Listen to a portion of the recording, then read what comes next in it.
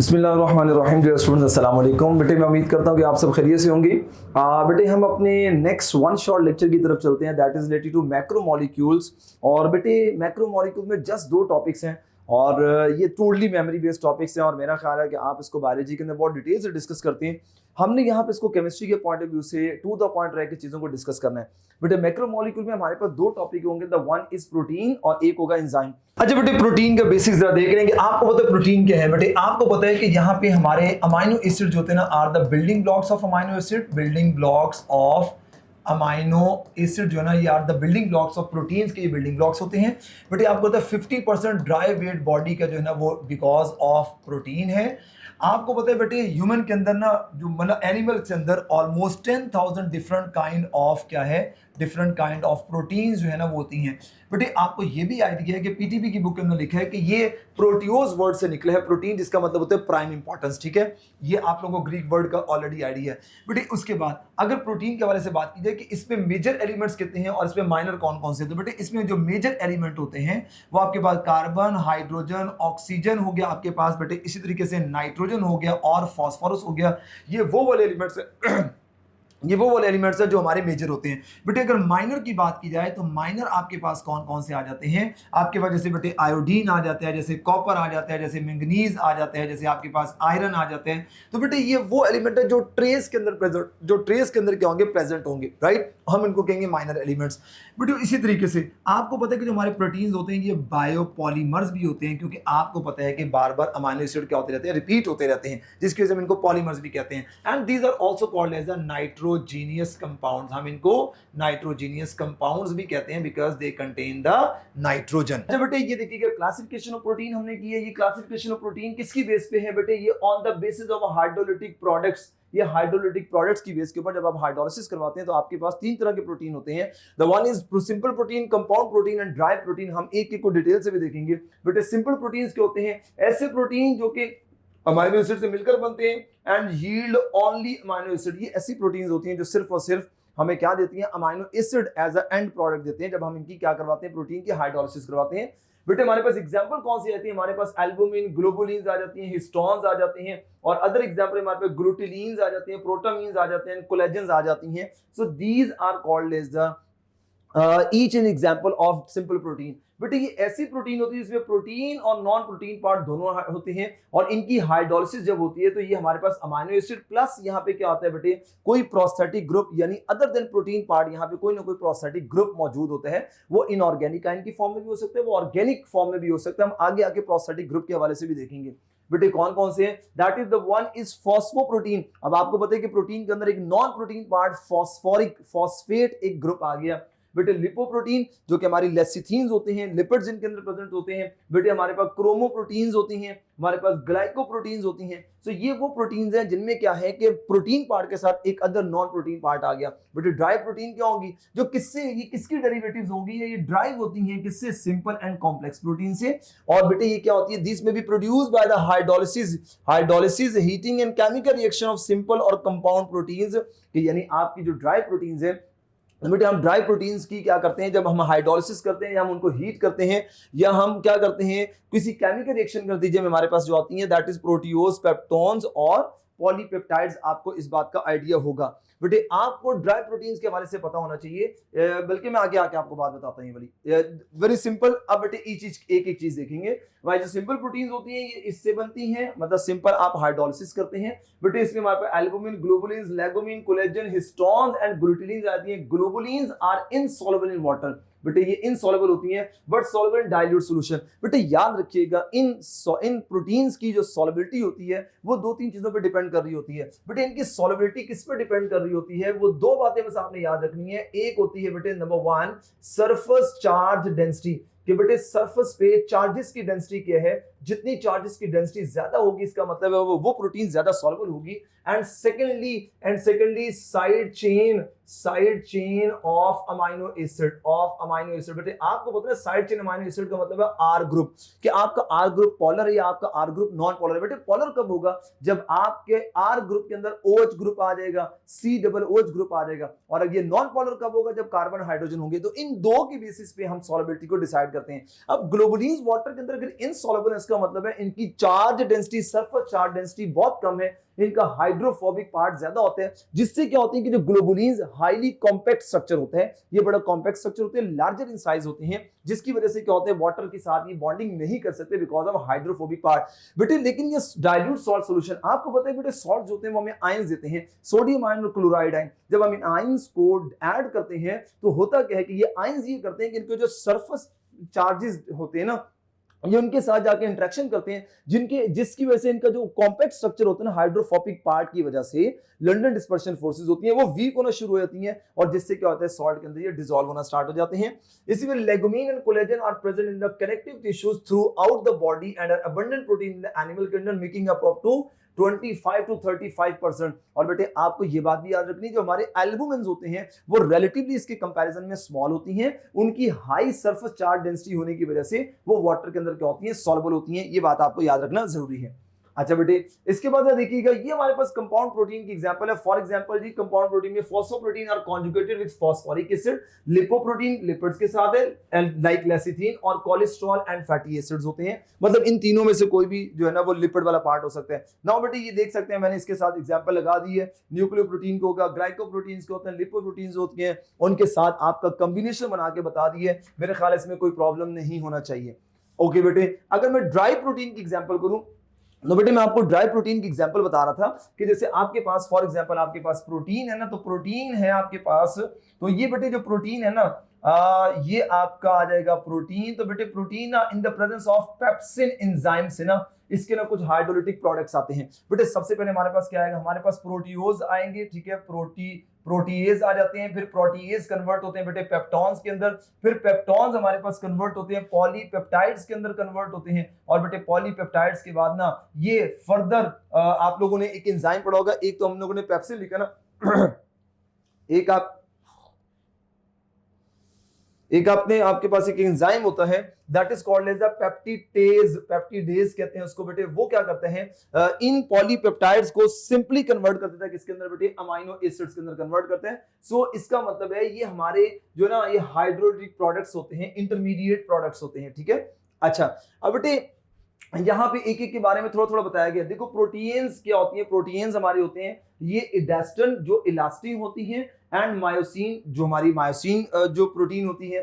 It result, अच्छा बेटे जो हमारी इडास्टन्स होती हैं ये हमें बेसिकली इनका सोर्स जो है प्लांट से हमारा सोर्स होता है, ठीक है। और मायोसिन कहां पे होती है, ये कहता है it result from the short action of acids और एंजाइम इनसॉल्युबल इन वाटर। मतलब ये जो हमारी प्रोटीन्स होती हैं ये कैसे इनकी फॉर्मेशन होती है, जब आप लॉन्ग टर्म के लिए इसको एसिड्स या एंजाइम से इंटरेक्शन नहीं करते, शॉर्ट इंटरेक्शन करते हैं, तो क्या होता है कि हमारे पास इंटरमीडिएट प्रोडक्ट्स आते हैं, यानी कि वो जो प्रोटीन होता है ना वो प्रोटीन उसमें हल्की सी डीनेचुरेशन होती है, और बेटे हल्की सी डीनेचुरेशन होने की वजह से उसके स्ट्रक्चर के अंदर चेंजेस आती हैं, यानी वो अपना स्ट्रक्चरल चेंज करता है। तो बेटे स्ट्रक्चरल चेंज होने से हमारे पास ये पहला बाय प्रोडक्ट आता है, हाइड्रोलिटिक प्रोडक्ट आता है। बट इसके बाद हमारे प्रोटियोसिस होती हैं, ये क्या होती हैं, ये इंटरमीडिएट प्रोडक्ट्स होते हैं प्रोटीन डाइजेशन, और ये सॉल्युबल होते हैं वाटर के अंदर and not coagulated by heat and precipitated bye ammonium sulphate. बेटे अमोनियम सल्फेट एक केमिकल कंपाउंड है जो कि इन दोनों को डिस्टिंग्विश करके बताएगा, राइट।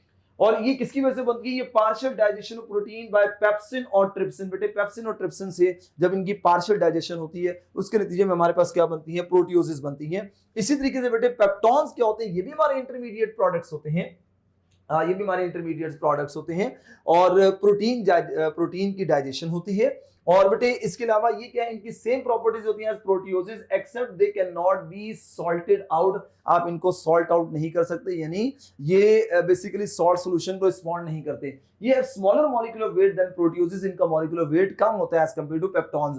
बेटे पेप्टॉन्स के बाद हमारे पास फाइनली पेप्टाइड्स बनते हैं जिन्हें हम पेप्टिडेज एंजाइम होते हैं। ये इंटरमीडिएट प्रोडक्ट होता है प्रोटीन डाइजेशन का, और ये अमाइनो एसिड 2 और joint with the peptide linkage upon hydrolysis they yield individual amino acid. बेटे यहां पर ना इंडिविजुअल अमाइनो एसिड्स के साथ स्मॉल पॉलीपेप्टाइड्स भी होते हैं, स्मॉल पॉलीपेप्टाइड्स। तो बेटे ये एमसीक्यू भी आया था पीटीबी के अंदर कि हमारे पास डाइजेशन के प्रोडक्ट्स क्या होते हैं, तो after digestion we get amino acid and plus हमारे पास स्मॉल क्या हो जाएगा, स्मॉल पॉलीपेप्टाइड्स भी हमारे पास होंगे एज अ इंटरमीडिएट या बाय प्रोडक्ट के तौर पे। बेटे ये बात आपको याद रखनी है। अच्छा बेटे यहां पे अगर आप लोग एक और इंफॉर्मेशन देखो तो आपको नजर आ रही है, मिली apo enzyme is an example of simple protein and holo enzyme is an example of conjugated protein. मेरा ख्याल है इस बात का तो आपको पता ही है। अभी हम स्ट्रक्चर ऑफ प्रोटीन देखेंगे, वहां पे एपो एंजाइम और होलो एंजाइम के हवाले से चीजों को डिस्कस करते हैं। आई होप सो कि बच्चों यहां तक आप लोगों को पॉइंट्स जो है वो क्लियर हो गए होंगे, आपका आइडिया हो गया होगा कि यहाँ पे चल क्या रहा है।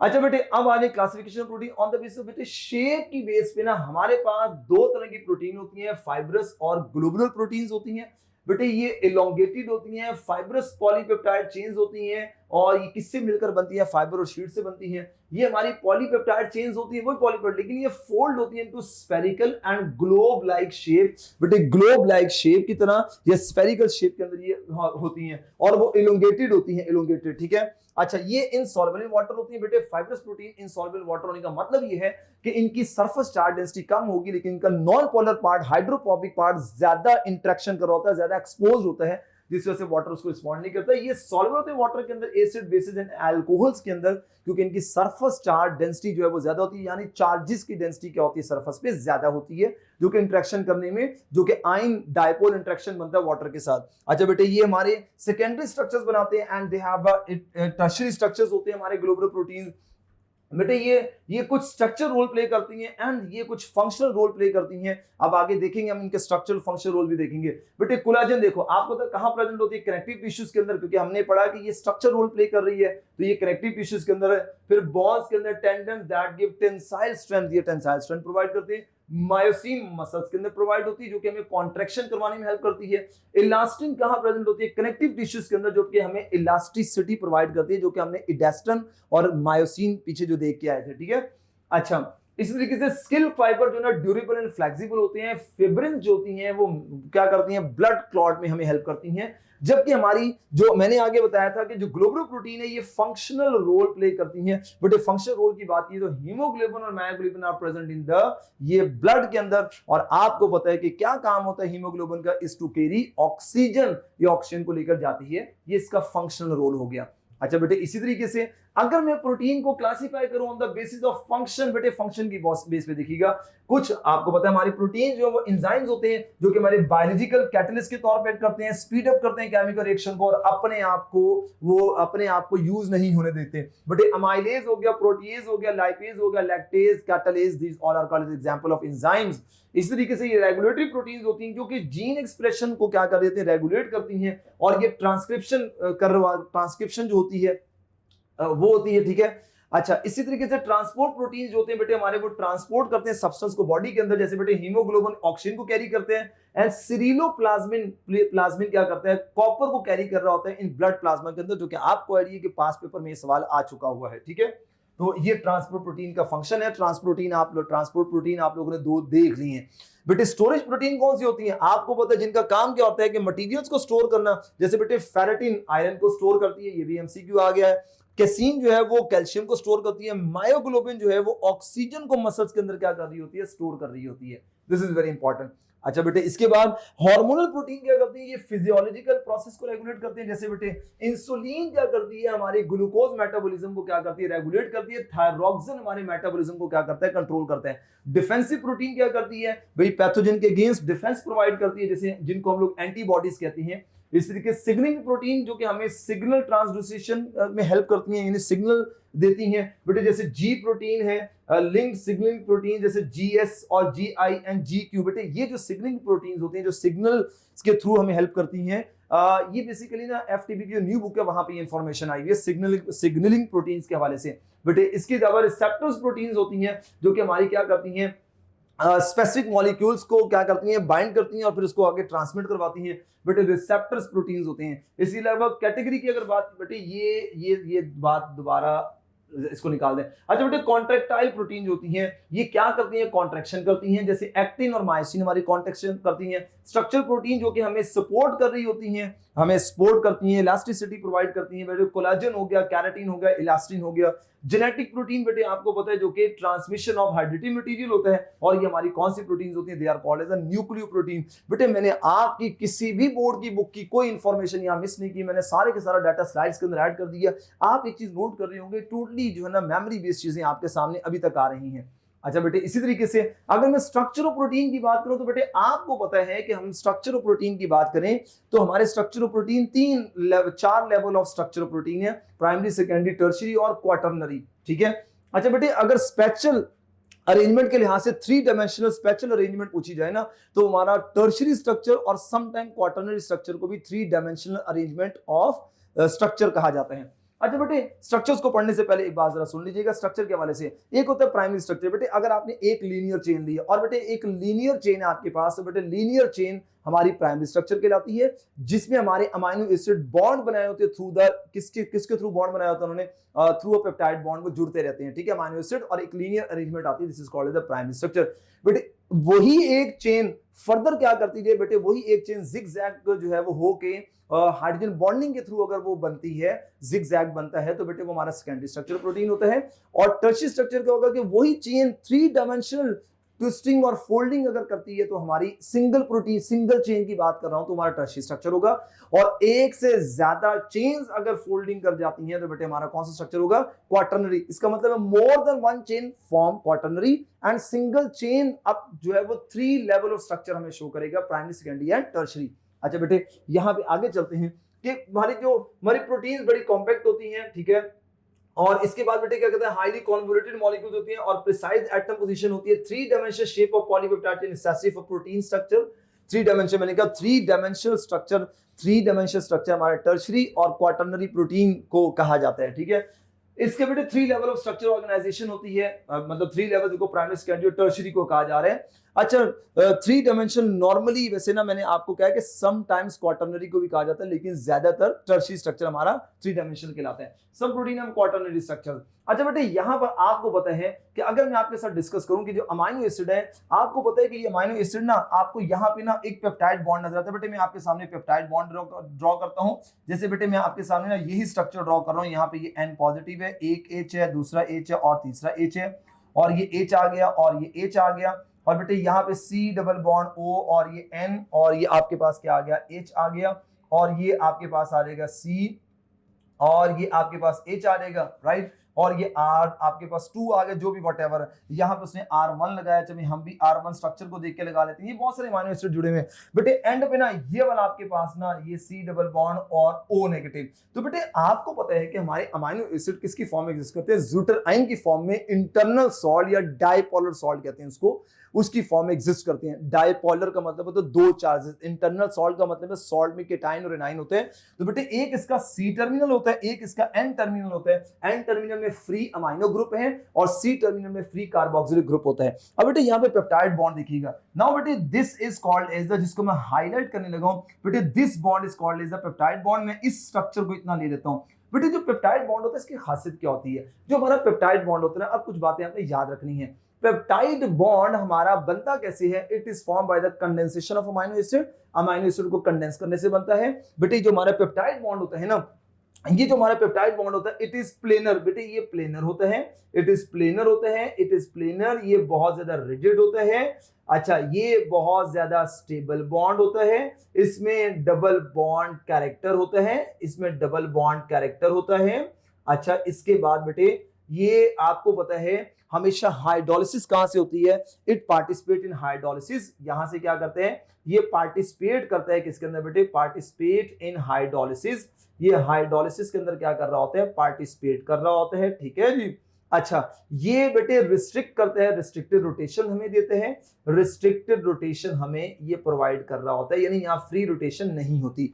और बेटे यहां पे क्या होता है, अब देखिएगा रिस्ट्रिक्टेड रोटेशन और डबल बॉन्ड कैसे। बेटे आप लोगों ने मेरे से कॉन्जुगेशन का एक पैटर्न सीखा था, double bond, single bond, lone pair. अब देखिएगा बेटे यहां पर आप देखेंगे ये डबल बॉन्ड है, ये सिंगल बॉन्ड है, ये लॉन पेयर है। अब होगा क्या, अब बेटे डबल बॉन्ड कैरेक्टर कैसे होगा, ये प्लेनर रिजिड मैं आपको पहले बता दूं बेटे। आप ये देखिए इस नाइट्रोजन की यहाँ पे जो है ना वो क्या कहते हैं उसको, हाइब्रिडाइजेशन के हैं। तो बेटे इसने एक सराउंडिंग एटम, 2, 3 और एक लॉन पेयर sp3 है बेटे। जबकि इस कार्बन को देखो, ये कार्बन 1, 2 और ये एक इससे अटैच है, 3 से अटैच है sp2, ये भी sp2, ये sp3। लेकिन बेटे ये नाइट्रोजन sp3 नहीं देगा। क्या होगा, जब ये बॉन्ड अपना लॉन पेयर यहां शिफ्ट करेगा, ये अपना बॉन्ड ऊपर शिफ्ट कर लेगा, जिससे बेटे क्या होगा, अगर मैं इसको रेज करूं एक बॉन्ड को और यहां अगर एक बॉन्ड लगा दूं और ये नेगेटिव चार्ज डालेगा, अब देखो बेटे नाइट्रोजन के पास लोन पेयर खत्म हो गया, अब नाइट्रोजन का एक सराउंडिंग एटम, दो सराउंडिंग एटम, तीसरा ये भी sp2, वो भी sp2, वो भी sp2,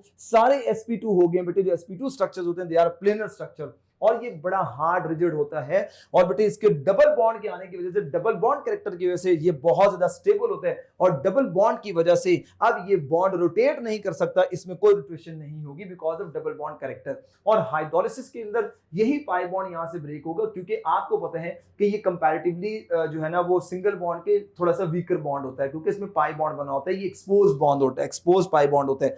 और आपको पता है कि बेटे जो पेप्टाइड बॉन्ड होते हैं, हम सम टाइम इसको अमाइड लिंकेज भी कहते हैं, we are also called as the amide linkage. अच्छा बेटे, मैं आपकी इंफॉर्मेशन के लिए एक बात बता दूं बेटे, जहां पर भी आपको एनसीसी एनसीसी एनसीसी रेपिटेशन दे दीजिए ना बेटे, it is this is called as the peptide. इसका मतलब वहां पे क्या मौजूद है, वहां पेप्टाइड बॉन्ड जो है वो मौजूद होता है, एनसीसी। बेटे आपको मैं जस्टिफाई भी कर देता हूं, आप ये देखिएगा एनसीसी, ये देखो एनसीसी एनसीसी एनसीसी नजर आ रहा होगा पूरी चेन के अंदर। और बेटे अदर देन एनसीसी अगर हो तो हम उसको क्या कहेंगे, पेप्टाइड बॉन्ड कहेंगे, उसको हम लोग कहेंगे अमाइड बॉन्ड कहेंगे।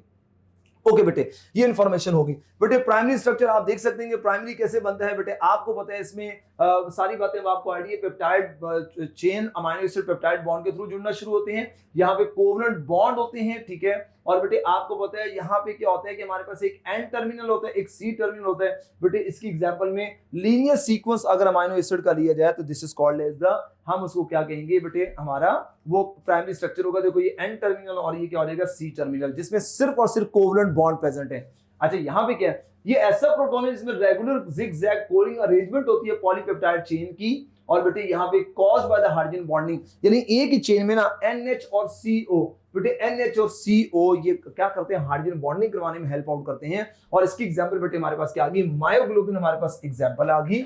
और बेटे ये देखिएगा यहाँ पे एक इंपॉर्टेंट इंफॉर्मेशन बताइए कि स्ट्रेंथी स्ट्रक्चर प्रोटीन दो तरह का होता है, अल्फा हेलिक्स जिसे हम स्पाइरल फॉर्म कहते हैं, बीटा प्लेटेड जिसे हम लोग जिगजैग या फोल्डेड फॉर्म कहते हैं। बेटे आप देख सकते हैं यहाँ पे एक आपके सामने सेकेंडरी स्ट्रक्चर प्रोटीन था, ये दो चीजें आपको हाईलाइट की हैं, एक ये और एक ये नजर आ रहा है। बेटे ये आपको अल्फा हेलिक्स स्ट्रक्चर नजर आ रहा होगा, this is alpha helix structure. इसमें आप लोगों को ये बॉन्ड शो हो रहे होंगे कि ये क्या कर रही है, हाइड्रोजन बॉन्डिंग कर रही है। और बेटे ये हमारे पास क्या होती है, बीटा प्लेटेड शेड्स होती हैं। जैसे बेटे आपको पता है कि कुछ लोगों के बाल जो है ना वो करली होते हैं, कुछ के स्ट्रेट होते हैं, तो करली हम कहते हैं जी बिकॉज ऑफ जो है ना वो इसमें अल्फा हेलिकल स्ट्रक्चर होते हैं, और बीटा प्लेटेड स्ट्रेट हेयर्स के लिए हम यूज करते हैं, ठीक है। अच्छा बेटे इस तरीके से अगर आपकी एक ही चेन वो क्या हो जाती है, उसमें क्या हो जाती है, 3 डायमेंशनल ट्विस्टिंग एंड फोल्डिंग हो जाए ना, तो बेटे हमारा वो स्ट्रक्चर क्या कहता है, टर्शियरी स्ट्रक्चर। जैसे बेटे मैंने यहाँ भी किसकी एग्जांपल ली है, मायोग्लोबिन की एग्जांपल ली है, तो अगर मायोग्लोबिन ऐसे हो जाए तो फिर ये होगा। बेटे इस स्ट्रक्चर में कौन कौन सी चीजें होती हैं, बेटे स्ट्रक्चर में हाइड्रोजन बॉन्ड होते हैं, बेटे स्ट्रक्चर में हाइड्रोफोबिक इंटरेक्शंस होते हैं, जिसमें क्या होता है, जैसे हम वैन डर वाल इंटरेक्शन कहते हैं। देखो ये नॉन पोलर पार्ट है बेटे, यहाँ पे ये पॉलीपेप्टाइड चेन की बैकबोन होती है, और बेटे यहाँ पे डाइसल्फाइड लिंकेजेस होते हैं। बेटे यहाँ देखो केटाइन और एनाइन के दरमियान कौन सा होता है, आयोनिक बॉन्ड भी होते हैं। इसका मतलब है there are 4 factor that stabilise the tertiary structure. बेटे हमारे प्राइमरी स्ट्रक्चर को कौन स्टेबलाइज कर रहा होता है, कोवलेंट बॉन्ड्स, और हमारे सेकेंडरी स्ट्रक्चर को कौन स्टेबलाइज कर रहा होता है, हाइड्रोजन बॉन्डिंग हमारे सेकेंडरी स्ट्रक्चर को क्या कर रहा होता है, स्टेबलाइज कर रहा होता है, जिसमें अल्फा हेलिकल स्ट्रक्चर और बीटा प्लेटेड शीट्स आ जाती हैं। और हमारा टर्शियरी स्ट्रक्चर को कौन स्टेबलाइज कर रहा है बेटे, यहां सारी की सारी आपने वो बातें देख ली हैं। ओके अब बेटे यहां पर आप देखें कि क्वाटर्नरी स्ट्रक्चर में क्या होगा कि एक से ज्यादा, some protein also possess 4 structure called quaternary. It is possible if polymerisation of 3 dimensional protein structure occurs. बेटे मतलब क्या है कि आपके पास ना एक से ज्यादा चेन्स होंगी ना, जब वो जिगजैग कॉइलिंग करना, सॉरी जब वो एक से ज्यादा चेन आपस में फोल्डिंग, 3 डायमेंशनल फोल्डिंग करना स्टार्ट कर देंगी, तो बेटे उसके नतीजे में आपके पास क्या बनेगा, क्वाटर्नरी स्ट्रक्चर बन जाते हैं। जैसे बेटे आपको पता है कि ये 4 कॉइलिंग नजर आ रही है 4 चेन्स की, तो बेटे 4 सब यूनिट्स जो है ना हमारी हीमोग्लोबिन के होते हैं। ठीक हो गया बेटे, तो हीमोग्लोबिन में बेसिकली इनकी स्टेबिलिटी किस वजह से है, ये स्टेबलाइज है through because of intermolecular forces की वजह से, कि चेन के अंदर क्या इंटरमॉलिक्यूलर फोर्सेस मौजूद हैं। नाउ बेटे हमारा next topic that is related to enzymes. बेटे एंजाइम्स आपको पता है ये बायोलॉजिकल कैटलिस्ट होते हैं, ये स्पीड अप करते हैं केमिकल रिएक्शन को और अपने अंदर कोई परमानेंट चेंज नहीं आने देते। बेटे आपको पता है कि जैसे आपके पास ये रिएक्टेंट से ये प्रोडक्ट आ रहा है तो ये एक ज्यादा एक्टिवेशन एनर्जी होगी, तो हमारे कैटलिस्ट क्या करेंगे, ये इसको एक अल्टरनेट पाथ प्रोवाइड करके इस एक्टिवेशन एनर्जी को क्या कर देंगे, लो कर देंगे। बेटे एंजाइम्स हमारे ग्लोबुलर प्रोटीन्स होते हैं, पीछे आप लोग ग्लोबुलर फाइब्रस प्रोटीन देख के आ चुके हो जिन्हें हम टर्शरी कहते थे, याद है ना आपको। और वो बेसिकली फंक्शनल प्रोटीन फंक्शन के तौर पे काम करते हैं और इनका मोलर मास क्या होता है, मिलियंस के अंदर होता है। बेटे अब एक एक्सेप्शन है कि ribozyme made up of nucleotide, ये बेटे याद रखना आप लोगों ने, एक इंफॉर्मेशन है छोटी सी, ठीक है। अच्छा ये इतना इंक्रीज करते हैं, पीटीबी कहती है 10 की पावर 20 और ये कहता है 10 की पावर 4 टू 10 की पावर 20 टाइम्स ये इंक्रीज करती है। अच्छा बेटे ह्यूमन बॉडी के अंदर दो enzymes, human body synthesise enzyme broadly categorised as human body की बात, एक होते हैं मेटाबॉलिक एंजाइम, एक होते हैं डाइजेस्टिव। बेटे मेटाबॉलिक एंजाइम जो बायोकेमिकल प्रोसेस करते हैं विद इन द सेल और ये क्या करते हैं, breaking down food into absorbable unit. Digestive enzyme हमारे क्या कर रहे होते हैं कि वो इनको जो है ना, वो जो हमारे प्रोडक्ट्स होते हैं उनको डाइजेशन के अंदर वो क्या कर रहे होते हैं, हेल्प कर रहे होते हैं। अच्छा बेटे यहां पर ना क्लासिफिकेशन ऑफ एंजाइम की अगर बात की जाए तो क्लासिफिकेशन एंजाइम में ना आपने इसको याद कैसे रखना है, इसका निमोनिक क्या है, ऑथ लिल, ठीक है। 6 बेटे इसको हम कहते हैं यूनियन ऑफ बायोकेमिस्ट्री ना, यूनियन ऑफ बायोकेमिस्ट्री के मुताबिक ये है कि आपने ना क्लासिफिकेशन एंजाइम 6 ही याद रखनी, 6 ही क्लासिफिकेशन एंजाइम है। इन एंजाइम का नंबर नहीं चेंज होना चाहिए, अगर ऑक्सीडेटिव रिडक्टेज के लिए नंबर 1 है तो नंबर 1 से ही इसकी पहचान होती है, ठीक है। ये आप लोगों को बेटे स्पेसिफिकली ये बात याद रखना जरूरी है, ठीक है। तो इसके लिए ना शायद आप लोग बायोलॉजी के अंदर ये पढ़ते हो या अगर आप लोग हायर क्लासेस में आके देखोगे कि हमारे पास ना एक एंजाइम ईसी नंबर कहते हैं, हम ईसी नंबर कहते हैं, एंजाइम कमीशन नंबर कहते हैं उसको, मतलब वो नंबर होगा 4.212 ऐसे करके कुछ होगा। तो बेटे ये जो नंबर होते हैं ना, नंबर ये हमें स्पेसिफाई कर रहा होता है कि हमारा एंजाइम किस क्लास से बिलोंग कर रहा है, उसकी क्लास कौन सी। इसका जो फर्स्ट नंबर है इट इंडिकेट द क्लास। अगर मैं 4 लिख रहा हूं तो बेटे 4 का मतलब मेरे पास कौन सा एंजाइम होगा, लाइसिस होंगे। तो बेटे यहां पर ये इंफॉर्मेशन आपको याद रखना जरूरी है, ठीक है। अच्छा अब इसका याद रखने का तरीका ऑथलिल, बेटे ऑक्सीडो रिडक्टेज, बेटे देखो इसको मैंने लिखा गिव एंड टेक, मतलब याद रखने का तरीका गिव एंड टेक। इसकी एग्जांपल मतलब ऐसे एंजाइम जो ऑक्सीडेशन रिडक्शन कैटालाइज करते हैं, जैसे बेटे आपको पता है कि आप एप्पल खाते हैं तो एप्पल में क्या होता है कि वो देखो कुछ देर के लिए अगर आप उसको पड़े रहने दो तो इट टर्न्स ब्राउन, क्योंकि वहां पे क्या होना शुरू होती है, ऑक्सीडेशन होना स्टार्ट हो जाती है। तो बेटे हमारे ऑक्सीडेज, डीहाइड्रोजिनेज, पर ऑक्सीडेजेस, ये सारे के सारे हमारे क्या कहलाते हैं, ये हमारे ऑक्सीडो रिडक्टेजेस क्लास के अंदर, एंजाइम की क्लास के अंदर आ जाते हैं, ठीक है। बेटे ट्रांसफरेजेस, देखो आसान मूविंग पार्ट को कहते हैं ट्रांसफरेजेस। बेटे ऐसे एंजाइम जो क्या करते हैं, कैटालाइज करते हैं रिएक्शन को जिसमें transfer of functional group between the molecule होता है। जैसे बेटे फॉस्फोट्रांसफरेज क्या करेगा, एक मॉलिक्यूल से दूसरे मॉलिक्यूल के अंदर फंक्शनल ग्रुप की क्या करेगा बेटे, वो फंक्शनल ग्रुप की ट्रांसफॉर्म कर रहा होगा, फंक्शनल ग्रुप को ट्रांसफर कर रहा होगा, ठीक है। उसकी एग्जांपल ये आपके पास आ जाएगी, ठीक है। अच्छा इसी तरीके से बेटे अगर आप उसकी बात करते हैं, इसकी एग्जांपल में आपको ट्रांसफर, हाँ यू लिख लेता हूं, जैसे बेटे ax प्लस b है तो वहां जाके bx प्लस जो है वो a हो जाएगा, ठीक है, ट्रांसफरेज कर दिया। हाइड्रोलिसिस की एग्जांपल की बात की तो बेटे ये वाटर कटर के नाम से याद रखना, जो वाटर कटर है वो हमारे हाइड्रोलिसिस होते हैं। ये क्या करते हैं, कैटालाइज हाइड्रोलिसिस रिएक्शन। देखिए प्रोटीएज प्रोटीन के हाइड्रोलिसिस करेगा, लाइपेज लिपिड्स की और अमाइलेज कार्बोहाइड्रेट के हाइड्रोलिसिस के अंदर यूज करते हैं हम इनको। बेटे इसी तरीके से लाइसिस, ये क्या होता है, हमारे ब्रेक अपार्ट विदाउट वाटर, यानी ये ब्रेकिंग करेंगे लेकिन विदाउट वाटर, विदाउट वाटर के ब्रेकिंग पार्ट लाइसिस होती हैं। बेटे एंजाइम्स व्हिच कैटालाइज एडिशन और एलिमिनेशन ऑफ स्मॉल मॉलिक्यूल, देखो एडिशन आपने क्या करना है, इन स्मॉल मॉलिक्यूल को डबल बॉन्ड जो कि अनसैचुरेटेड मॉलिक्यूल है उसमें आपने इनको ऐड करना, आपके पास सैचुरेटेड मॉलिक्यूल बन जाएगा। एलिमिनेशन में क्या होगा कि सैचुरेटेड मॉलिक्यूल जो है ना, सैचुरेटेड मॉलिक्यूल है और बेटे आपके पास ना ये सारे के सारे ग्रुप्स हैं जिसके नतीजे में आपके पास होगा अनसैचुरेटेड, यानी आपने सैचुरेटेड मॉलिक्यूल से इन ग्रुप्स को क्या करना है बेटे, एलिमिनेट करोगे तो आपके पास क्या बनेगा, अनसैचुरेटेड मॉलिक्यूल बन जाएगा। बेटे पीटीबी ने इसकी एग्जांपल फॉस्फोग्लूसिरोम्यूटेज आपको इसने एग्जांपल दी हुई है, ठीक है। अच्छा बेटे यहां पर ना एक आइसोमेरेज के अंदर, बेटे आइसोमेरेज में ना लिखा हुआ है कि ये रीअरेंजर्स होते हैं, रीअरेंजर्स होते हैं जो catalyse reaction involving transfer of functional group with in the same molecule, same molecule में ट्रांसफर ऑफ फंक्शनल ग्रुप होता है। अच्छा बेटे फ्यूमरेज, टेक्निकली अगर देखें जाए, टेक्निकली फ्यूमरेज जो है ना वो एग्जांपल है लाइएजिस की एग्जांपल है, लेकिन हमारी जो पीटीबी की बुक है उसने फ्यूमरेज को यहां लिख दिया है। एक्चुअली फ्यूमरेज यहां इसकी एग्जांपल नहीं है, फ्यूमरेज एग्जांपल है इसकी जो एडिशन एलिमिनेशन करवाने में हेल्प आउट करता है।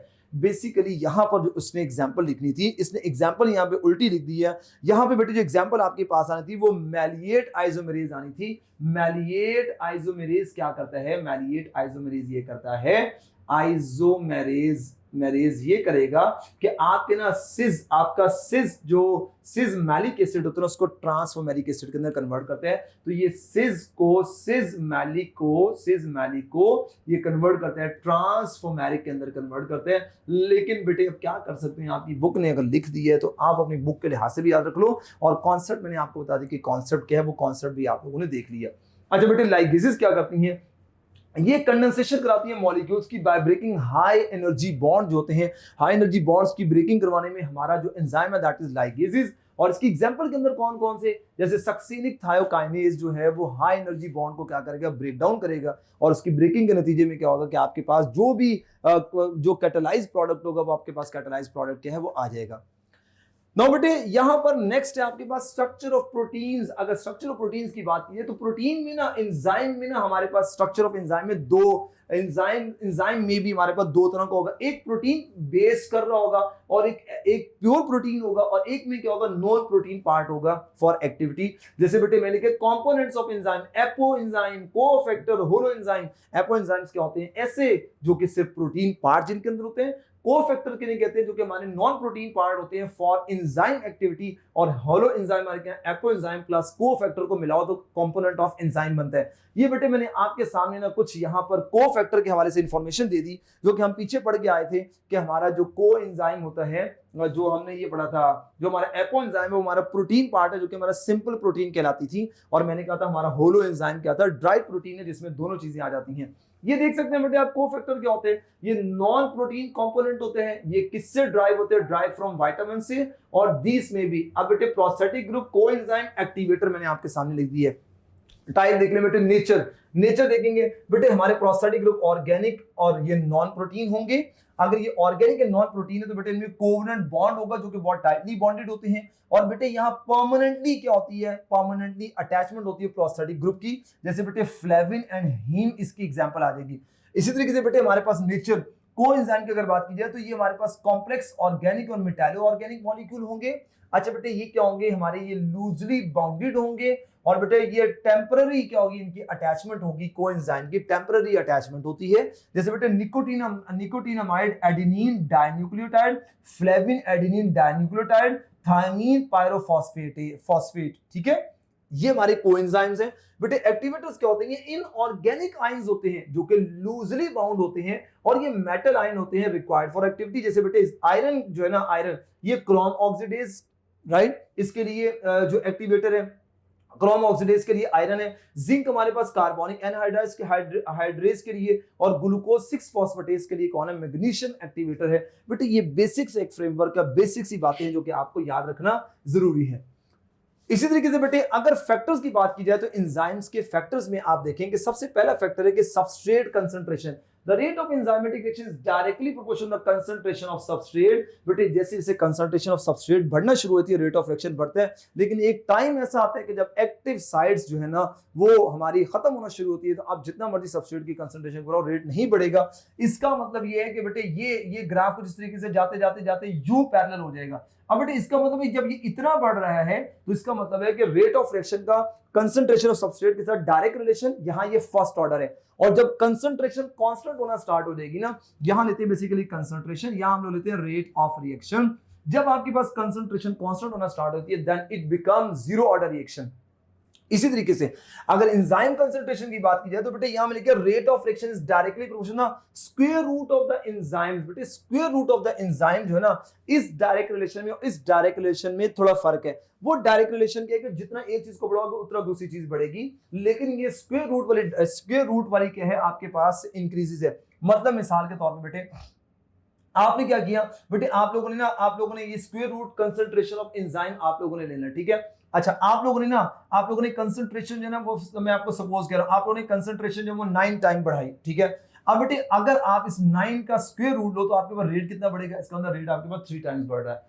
इस तरीके से आप लोगों ने कंसंट्रेशन 4 टाइम बढ़ाई है एंजाइम की, इसका स्क्वायर रूट करो तो क्या आ जाएगा, 2 आ जाएगा, राइट। कंसंट्रेशन आप लोगों ने 16 टाइम बढ़ाई तो बेटे आपके पास रेट कितना आ जाएगा, 4 आ जाएगा। इसका मतलब ये है, ये स्क्वायर रूट टाइम्स होती है, ठीक है। तो इसका मतलब है कि बेटे ये आपके पास कुछ इस तरीके से ग्राफ आता है, ठीक है। इसी तरीके से बेटे टेम्परेचर की अगर बात की जाए तो टेम्परेचर इफेक्ट में जो एंजाइमेटिक रिएक्शन होते हैं बेटे वो इस रेंज में बेस्ट काम कर रहे होते हैं, जो हमारी एवरेज बॉडी टेम्परेचर होता है। टेम्परेचर क्या करते हैं बेटे, ये रेट इंक्रीज करते हैं और लिखे but only over a limited range. बेटे लिमिटेड रेंज के अंदर टेम्परेचर क्या कर रहा होता है, रेट ऑफ रिएक्शन को इंक्रीज करता है, क्योंकि ज्यादा टेम्परेचर पे फिर आप ऑप्टिमम कंडीशन को जब क्रॉस करते हैं तो आपको पता है कि चीजें जो हमारा जो एंजाइम होते हैं वो डीनेचर्ड होना स्टार्ट हो जाते हैं। अच्छा बेटे, एंजाइम जो है ना टिपिकली डिस्ट्रॉय हो जाते हैं एट हाई टेम्परेचर, इनकी लो एक्टिविटी हो जाती है, रिड्यूस हो जाती है एक्टिविटी एट लो टेम्परेचर। और ये बेटे हमारे ऑप्टिमम टेम्परेचर फास्टेस्ट एंजाइम, ये ऐसा टेम्परेचर जिससे एंजाइम फास्टेस्ट काम कर रहे होते हैं। बीटीबी ये कहती है कि आपका एंजाइम कंप्लीटली डिस्ट्रॉय हो जाता है एट 100 डिग्री सेल्सियस। बेटे ह्यूमन बॉडी का ऑप्टिमम टेम्परेचर देख लो, प्लांट्स का ऑप्टिमम टेम्परेचर देख लो, और यूरिएज एक प्लांट एंजाइम है, इसका देखो ऑप्टिमम टेम्परेचर 60 डिग्री और 37 टू 40 डिग्री। बेटे ये इंफॉर्मेशन भी आप लोगों को याद रखनी है। आप यहाँ देख सकते हैं कि this is the condition that shows optimum. देखो ऐसे ऐसे ऐसे ऐसे एक्टिविटी रेट ऑफ रिएक्शन बढ़ता जा रहा है, और फिर बेटे आप लोगों ने ऑप्टिमम कंडीशन को जब अब क्रॉस किया तो अब एक्टिविटी क्या होना शुरू होगी, रेट ऑफ रिएक्शन डिक्रीज करना स्टार्ट कर गया। इस तरीके से बेटे पीएच की अगर बात की जाए तो बेटे पीएच बस आप लोगों ने याद रखनी है कि पीएच से भी क्या होता है कि हमारे एंजाइम इफेक्ट हो रहा होता है। जैसे हमारे स्लाइवरी अमाइलेज की बेस्ट पीएच 6.4 टू 6.9 होती है, बेटे 6.4 टू 6.9 स्लाइटली एसिडिक मीडियम कहते हैं इसको। इस तरीके से हमारे जो है ना, जैसे pH where enzyme show maximum activity, जैसे हमारा ऑप्टिमम पीएच पेप्सिन जो कि हमारे स्टमक में होता है, इसकी इस पीएच के ऊपर बहुत अच्छी एक्टिविटी होती है। और ट्रिप्सिन जो है ना, उसकी पीएच इस पीएच के ऊपर एक्टिविटी होती है जो कि बेसिक अल्कलाइन पीएच है। Optimum pH value of enzyme have never been found 10। ये बेटे पीटीबी की इंफॉर्मेशन आपको कभी भी 10 नहीं मिलेगी, ये हमेशा 10 से बिलो है। 8 टू 9 ये मैक्सिमम होती है, और वो किसके लिए बेटे, वो ट्रिप्सिन के लिए आपके पास होती है। मिनिमम पीएच की बात की है तो बेटे वेयर एंजाइम एक्टिविटी डिक्रीज जहां पे हो जाती है, और बेटे most enzyme of optimum activity in the range of 5 to 9, वो 10 नहीं हो सकती। बेटे आपके सामने भी ये ग्राफ नजर आ रहा है। इसी तरीके से बेटे रेडिएशन भी क्या करती है हमारी जो है ना हमारे एंजाइम को क्या करती हैं बेटे, वो अफेक्ट कर रही होती हैं, ठीक है, अफेक्ट करती हैं। जैसे रेडिएशन में बेटे अल्ट्रावायलेट रेडिएशन आ जाएंगे आपके पास, बीटा रेडिएशन आ जाएंगे, गामा रेज और एक्स रेज आ जाएंगी, और बेटे कुछ और सब्सटेंसेस हैं जो कि क्या करते हैं, एंजाइम एक्शन को इंक्रीज और डिक्रीज करते हैं बाय अदर सब्सटेंसेस। जैसे बेटे हम ये पीछे बढ़ गए, को एंजाइम हो गए, एक्टिवेटर्स हो गए, इनहिबिटर्स। हम इनहिबिटर्स हमारे सिलेबस का पार्ट है जिसमें आप कॉम्पिटिटिव और नॉन कॉम्पिटिटिव, रिवर्सिबल और इरिवर्सिबल इनहिबिटर्स आप लोग पढ़ते हो। तो बेटे ये हमारे सिलेबस का पार्ट नहीं है, लिहाजा हम इसको डिस्कस भी नहीं करेंगे। लो बेटे, how do enzyme work, enzyme कैसे वर्क करता है। बेटे आप लोगों ने दो मॉडल पढ़े होंगे, देखो ये मैंने लिखा हुआ है कि जब एंजाइम अटैक करता है सबस्ट्रेट को, टेम्पररी एंजाइम सबस्ट्रेट कॉम्प्लेक्स की जो है ना फॉर्मेशन हो जाती है। फिर enzyme catalyse the reaction and substrate is transferred into product. फिर ये कॉम्प्लेक्स क्या करते हैं बेटे, एंजाइम और प्रोडक्ट के अंदर क्या होता है, जो है वो कन्वर्ट हो जाते हैं। बेटे इस मैकेनिज्म को एक्सप्लेन करने के लिए जर्मन केमिस्ट था एमिल फिशर, जिसने एक लॉक एंड की मॉडल दिया था। According to this model, enzyme and substrate possesses specific shapes that fit exactly into one another. तो और बेटे ये आप देख सकते हैं तो भाई आपके पास ना ये एक्टिव साइड है, इस एक्टिव साइड की ये है, तो बेटे वो एंजाइम की शेप भी क्या होगी, ऐसी होगी। जिससे जैसे लॉक एंड की एग्जांपल देते हैं कि आपने अगर लॉक खोलना तो की भी आपको वैसी लेनी पड़ेगी जैसे वो लॉक की शेप होगी। अच्छा बेटे, जबकि हमारा इसकी एक और मॉडल है जिसे हम इंड्यूस फीड मॉडल कहते हैं, जो कि उस मॉडल से ज्यादा अच्छा एक्सेप्ट किया जाता है। इसमें क्या होता है कि भाई हमारा एंजाइम और हमारा जो एक्टिव साइड और सबस्ट्रेट होता है, सबस्ट्रेट हमारा जो है वो एक्टिव साइड के अकॉर्डिंग अपनी शेप को क्या कर सकता है, चेंज कर सकता है, वेरी कर सकते हैं, इसलिए ज्यादा एक्सेप्टेबल मॉडल समझा जाता है। इसमें रिजिड स्ट्रक्चर नहीं होता, उसमें रिजिड है कि भाई जैसा आपके पास एक्टिव साइड की शेप है वैसा ही सबस्ट्रेट आके वहां पे अटैच हो सकता है, लेकिन यहां पे क्या करते हैं, ये अपनी शेप को चेंज कर सकते हैं with respect to substrate. Properties of enzyme की बेटे अगर बात की जाए तो बेटे प्रॉपर्टीज ऑफ एंजाइम के अंदर देखो स्पेसिफिसिटी क्या होता है कि बेटे आपके पास जो एंजाइम होता है, one enzyme can catalyse one reaction. एक एंजाइम एक रिएक्शन को क्या कर सकते हैं, कैटालाइज कर सकते हैं। जैसे बेटे आप देख सकते हैं हेक्सोकाइनेज कन्वर्जन करता है हेक्सोसिस की glucose, fructose and mannose to their 6 phosphate derivative, but glucokinase specific for glucokinase. अगर मैं कहता हूं कि भाई ग्लूकोकाइनेज है ना, अगर मैं कहता हूं फ्रुक्टोकाइनेज है तो आप कहेंगे फ्रुक्टोज, मैं कहता हूं मैनोकाइनेज है तो आप कहेंगे सर वो मैनोज के लिए होगा। ठीक है, ये याद रखनी है। अच्छा बेटे आपको पता है जो हमारे प्रोटीन्स होते हैं ये हमारे एंजाइम प्रोटीन इन नेचर होते हैं, और दीज आर ग्लोबुलर प्रोटीन, यानी ये टर्शरी होते हैं, बेसिकली ग्लोबुलर प्रोटीन होती हैं। ठीक है, हमारे एंजाइम्स होती हैं। बेटे डायरेक्शन ऑफ एंजाइम की अगर बात की जाए तो एंजाइम क्या करता है, most enzymatic reaction are reversible, the same enzyme can catalyse both in both direction, it depend upon कि आपके पास कंसंट्रेशन ऑफ रिएक्टेंट और कंसंट्रेशन ऑफ प्रोडक्ट वो जो है वो कितनी है। फॉर एग्जांपल बेटे आप लोगों ने वाटर प्लस CO2 को लिया और यहाँ पे आपके पास H2CO3 बना, कार्बोनिक एनहाइड्रेज एंजाइम क्या करता है, अगर इधर प्रोडक्ट की कंसंट्रेशन ज्यादा उसको रिवर्स भेजेगा, अगर रिएक्टेंट की ज्यादा उसको क्या करेगा, फॉरवर्ड डायरेक्शन के अंदर भेजेगा।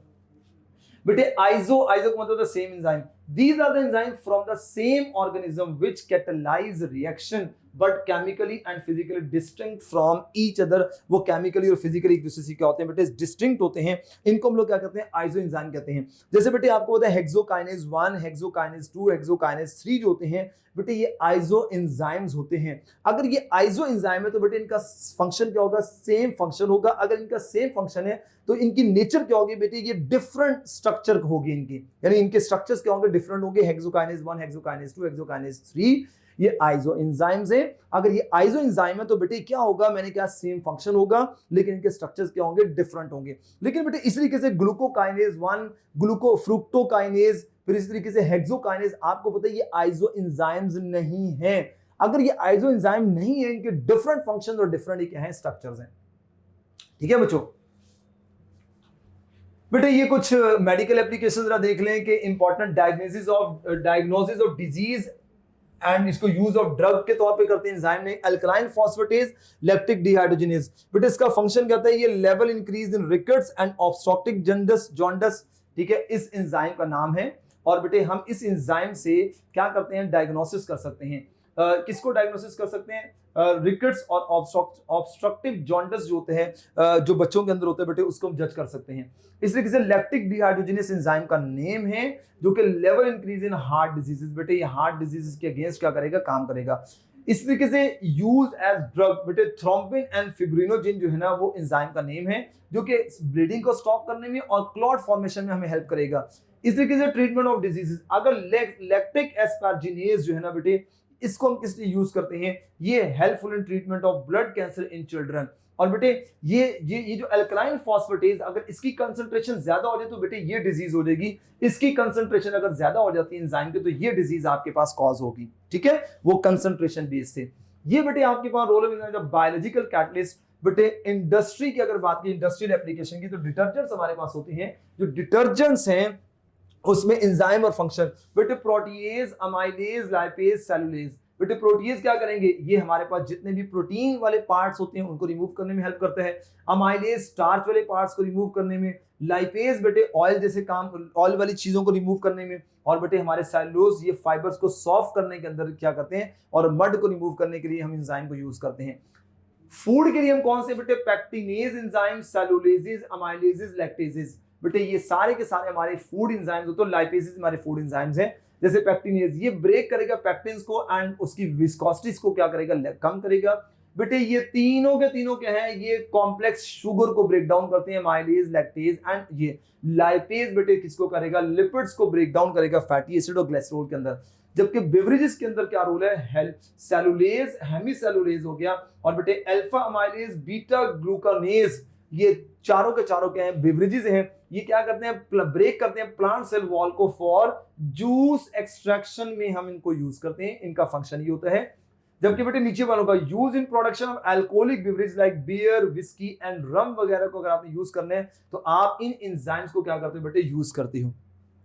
बायोफ्यूल के लिए बात की, जो cellulase is use for biofuel, बेटे break cellulose to sugar for fermentation to ethanol. Ethanol की फर्मेंटेशन जैसे आप लोगों ने स्टार्च की फर्मेंटेशन और मोलासिस की फर्मेंटेशन पढ़ी थी, जबकि उससे हम अल्कोहल कैसे बनाते हैं, तो बेटे ये वही वाली बात है। ठीक है, स्वीटनर्स होते हैं जैसे ग्लूकोज आइसोमेरेज हम यूज करते हैं, ग्लूकोज आइसोमेरेज बेटे जो करते हैं किसको, वो कन्वर्ट करता है glucose to fructose, high fructose syrup के अंदर कन्वर्ट करता है, जिसका स्वीटनिंग इंडेक्स बहुत ज्यादा होता है। इस तरीके से बेटे पेपर के अंदर जाइलानेजेस, लिग्नेजेस, अमाइलेज, सेलुलेज, लैकेज, लाइपेजेस, ये सारे के सारे हमारे पेपर के अंदर यूज होते हैं। इसको हम लोग डीकलराइजेशन ऑफ पेपर पल के लिए यूज करते हैं। लिग्नीन, ताकि हमारा पेपर क्या हो जाए, सॉफ्ट हो जाए। लिग्नीन एक पॉलीमर होता है, ठीक है, लकड़ी के अंदर। ये क्या करता है, degrade pulp, improve fibre quality, reduce lignin, reduce viscosity for easily handling, ताकि हमारा पेपर जो है वो अच्छे तरीके से अच्छी क्वालिटी को, इंक को स्प्रेड ना करे, ठीक है। तो ये हम एंजाइम्स को क्या करते हैं, यूज करते हैं। बट लेदर के अंदर प्रोटीएजेस एंड लाइपेजेस यूज होते हैं, use for soaking and dehairing, bathing के लिए हम इसको यूज करते हैं। और इससे क्या होता है, फैट्स को रिमूव करने के लिए, टैनिंग करने से पहले फैट्स को हम लोग क्या कर लेते हैं, रिमूव कर लेते हैं। लेदर बनाने का एक प्रोसेस होता है, उसमें इनको यूज करते हैं। नाउ बेटे this is all about protein and enzymes, and this is totally detail जो थी बेटे, मैंने जिस अंदाज से मतलब केमिस्ट्री में जितना था मैंने उसके पॉइंट ऑफ व्यू से आपसे चीजों को डिस्कस किया। अपना ख्याल रखिएगा, अल्लाह हाफिज।